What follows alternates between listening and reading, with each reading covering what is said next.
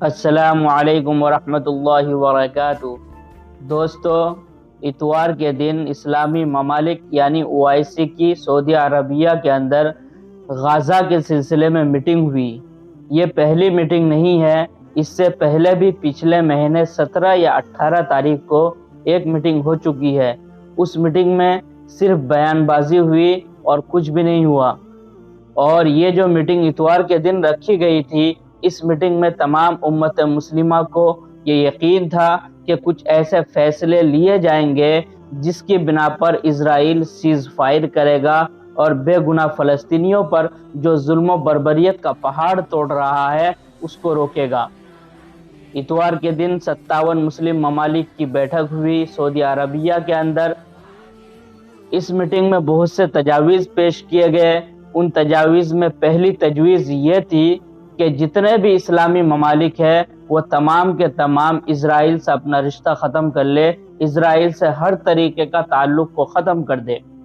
اور دوسری تجویز یہ تھی کہ امریکہ کا جتنے بھی اسلامی ممالک میں ایئر بیس ہے جس کے ذریعے سے وہ اسرائیل تک مدد پہنچا رہا ہے، اسرائیل تک ہتھیار پہنچا رہا ہے، ان تمام پر پابندی لگنی چاہیے۔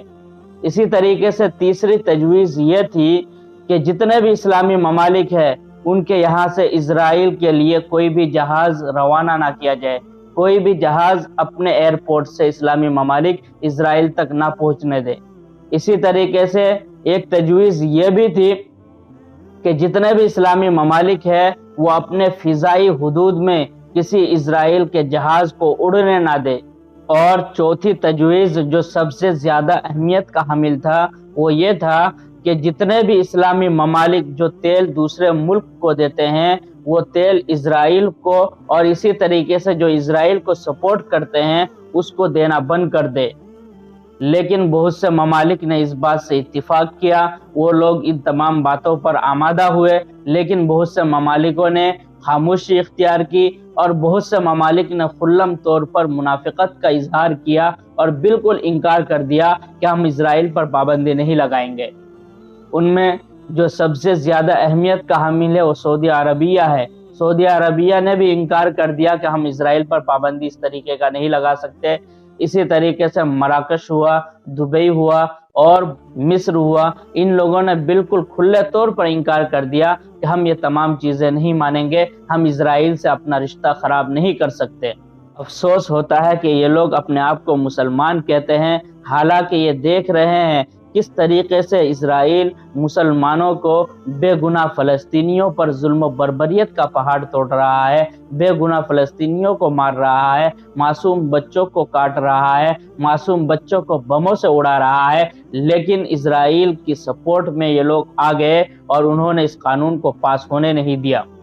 حالانکہ اللہ تبارک و تعالی قرآن مقدس میں فرماتا ہے، یا ایھا الذین آمنوا لا تتخذوا اليہود والنصارى اولیاء بعضهم اولیاء بعض ومن يتولهم منکم فانہ منہم ان اللہ لا یہدی القوم الظالمین۔ اللہ تبارک و تعالی نے اس آیت کے اندر کھلے طور پر یہ کہہ دیا کہ ایمان والو، تم یہود و نصارہ کو اپنا دوست نہ بناؤ، کیونکہ یہ دونوں ایک دوسرے کے آپس میں دوست ہے۔ جب اسلام کی بات آئے گی تو یہ آپس میں ایک دوسرے کے دوست ہو جائیں گے اور اسلام کو مٹانے کی کوشش کریں گے۔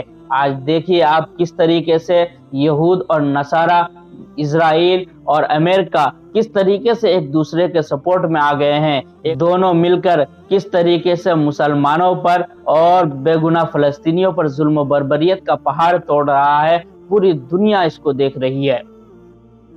اللہ تبارک و تعالیٰ نے پہلے یہ بات کہہ دی ہے کہ تم یہود و نصارہ کو اپنا دوست نہ بناؤ، کیونکہ یہ دونوں ایک دوسرے کے آپس میں دوست ہے۔ جب اسلام کی بات آئے گی تو یہ لوگ ایک دوسرے کے دوست بن جائیں گے اور اسلام کو مٹانے کی کوشش کریں گے، اور تم میں سے جو ان کو اپنا دوست بنائے گا تو وہ انہی میں سے ہوگا، اور بے شک اللہ ظالم کو ہدایت نہیں دیتا۔ ان اللہ لا یہدی القوم الظالمین، کہ بے شک اللہ تبارک و تعالی ظالموں کو ہدایت نہیں دیتا، اللہ تبارک و تعالی ظالم کو نہیں چھوڑے گا۔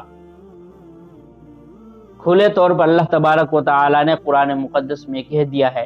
لیکن یہ اسلامی ممالک سعودی عربیہ اسی طریقے سے بہت سے ممالک جو عرب میں آتے ہیں، حالانکہ ان کو عربی آتی ہے، انہی کی زبان میں قرآن مقدس کو نازل کیا گیا ہے، کیا ان کو اتنا بھی سمجھ میں نہیں آتا کہ اللہ تبارک و تعالی نے قرآن مقدس میں صاف طور پر کہہ دیا ہے کہ تم یہود و نصارہ کو اپنا دوست نہ بناؤ، لیکن یہ لوگ اپنی دوستی قائم رکھنے کے لیے پورا فلسطین تباہ و برباد ہو جائے، ان کو کوئی فرق نہیں پڑتا۔